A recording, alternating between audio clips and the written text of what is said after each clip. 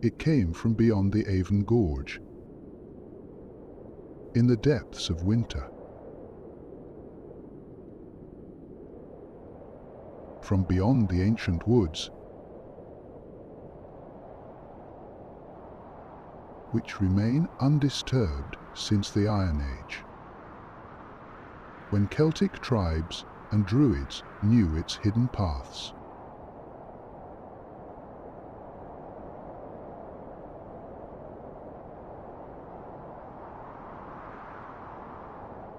At first, no more than an icy whisper carried on the breath of winter winds.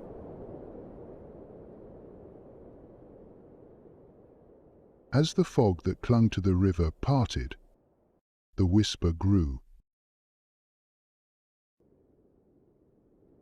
swelling into a monstrous roar that drowned out the cries of gulls and the distant clang of the shipyards. The sight that greeted the eyes of those who first beheld it would have been as awesome as it was terrifying. Not a raiding longship, nor a monstrous beast from the deep, but a wall of water moving faster than a horse and impossibly vast. The very sea, it seemed, had risen in its wrath, abandoning its rightful shores to invade the city of Bristol. Its surrounding towns and sleepy villages, nestled in the deceptive peace of the lowlands, were likewise engulfed by the angry waters.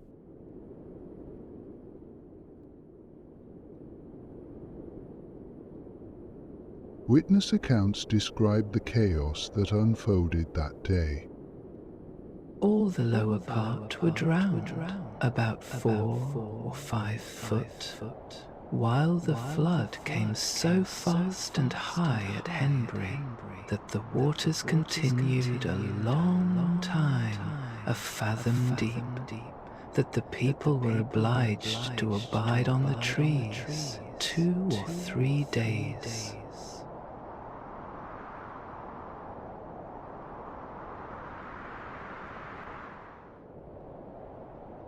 So violent and swift were the outrageous waves that pursued one another with such vehemency, and the waters multiplying so much in so short a time, that in less than 5 hours' space, most part of those countries, and especially the places which lay low, were all overflowing, and many hundreds of people, both men, women, and children, were then quite devoured by these outrageous waters. Such was the fury of the waves of the seas, that one of them driving the other forwards with such force and swiftness, that it is almost incredible for any to believe the same.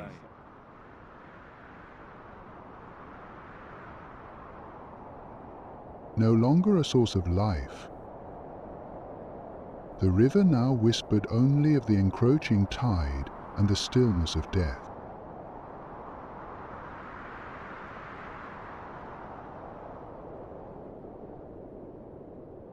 It's written that the disaster struck when knowledge of the biblical flood of Noah was common among the populace, from peasants and beggars to lords and ladies. So the physical impact was worsened by the belief that the churning waves and splintered timber were punishment from God Himself for sins real or imagined.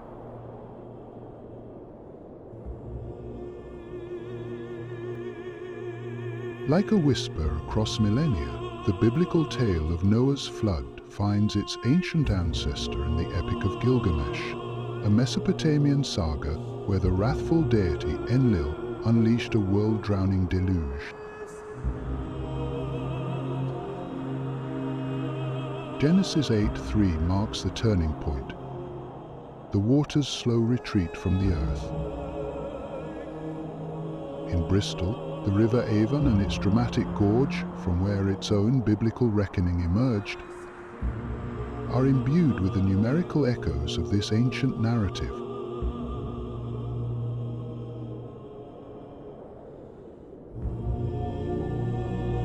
24th of March this year, it was reported across multiple media channels that a climber had fallen from height at the Avon Gorge.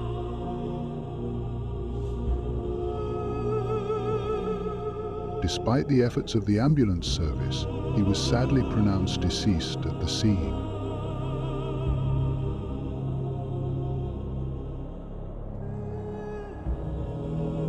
The 24th of March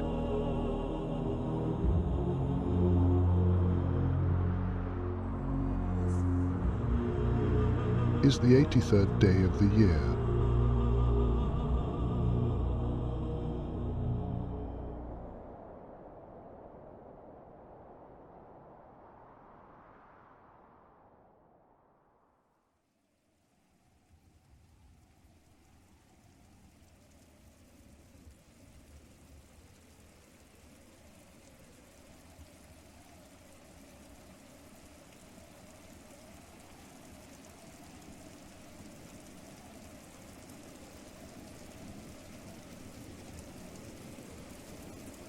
Once again, the rivers reaped their grim harvest.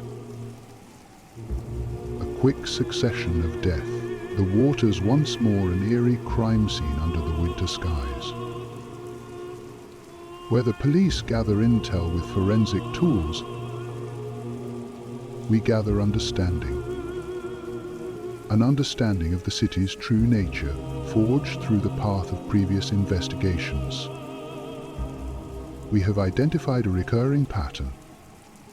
Men swallowed by the river's churning waters, many during the astrological sign of Pisces, ruled by Neptune. The Roman sea god, whose name is secretly encoded into Bristol's very core. In the Sumerian story of the Great Flood, it's written that a man named Ziusudra, king and priest and the oldest archetype of Noah, built a large ship and sailed it across the flooded world to escape the destruction. We previously discussed how people are often chosen to participate in clandestine rituals, often based on how their names relate to ancient archetypes, drawn from myth and history. The name Sails evokes imagery of Noah's epic voyage across the apocalyptic earth in search of land. Sebastian Sails. A 21-year-old Bristol University student was last seen leaving the Black Horse pub in Chippenham, Wiltshire at 11:30 p.m.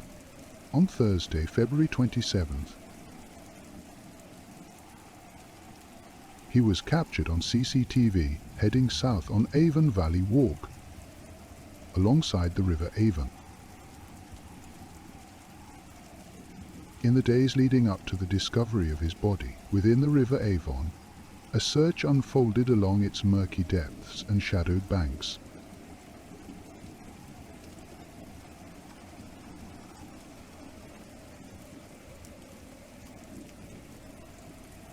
Local newspapers chose the 8th of March written in print as 8/3 to unveil the stark images of this fruitless search. In part 3 of our investigation into the Bristol pusher, we turned our gaze towards the cryptic emblems that bind this city's institutions.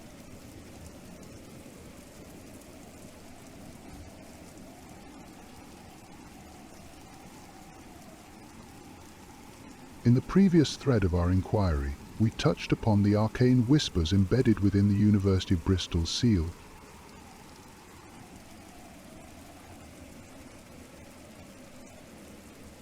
Hinting at an ancient reverence for a sea deity.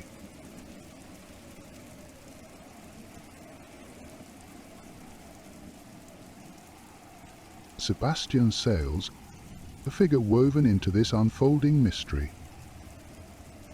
was a student of the University of the West of England, the second pillar of learning within Bristol's bounds.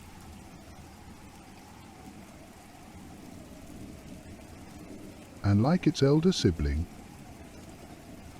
this institution too bears its own sigil, a coat of arms that speaks volumes.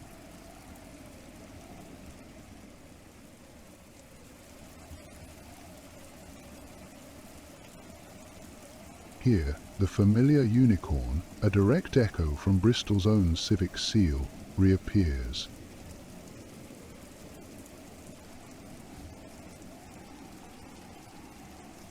Yet, a striking transformation occurs. The second unicorn is supplanted by a sea stag, an enigmatic creature that fuses the terrestrial with the marine.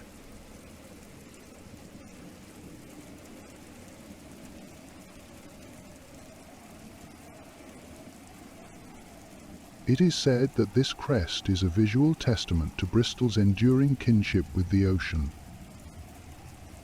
a theme that resonates through the city's very soul.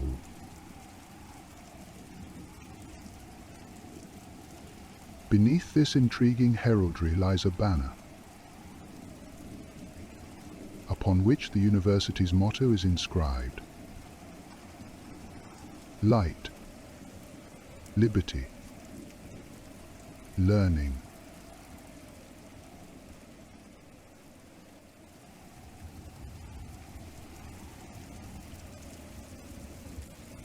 There is a simple alphanumeric code behind the English language, where each letter has a corresponding number, 1 through 26.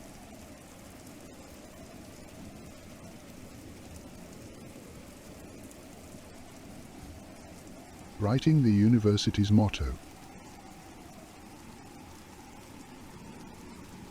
yields an alphanumeric value of 227. 227. Like the date February 27th, as written here. The date Sebastian's sails vanished into the river.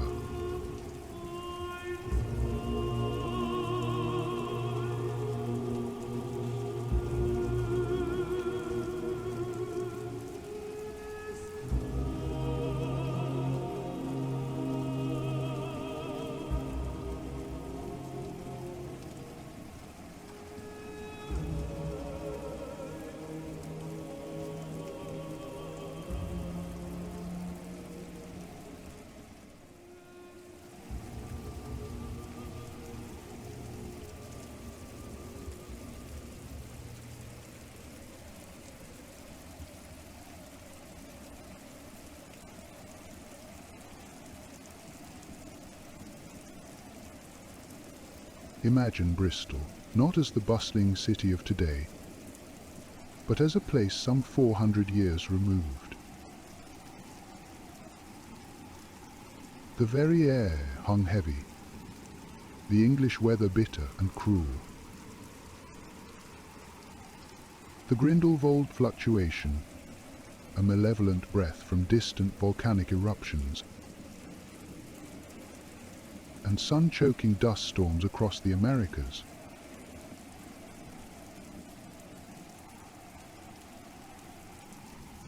Had plunged the land into a nightmare of colder winters and savage weather. The old chronicles whisper of those times.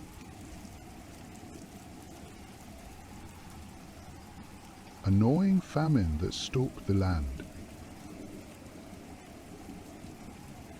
The screams of ships swallowed by monstrous storms. And a snow in October, the greatest snow that ever was known by the memory of man.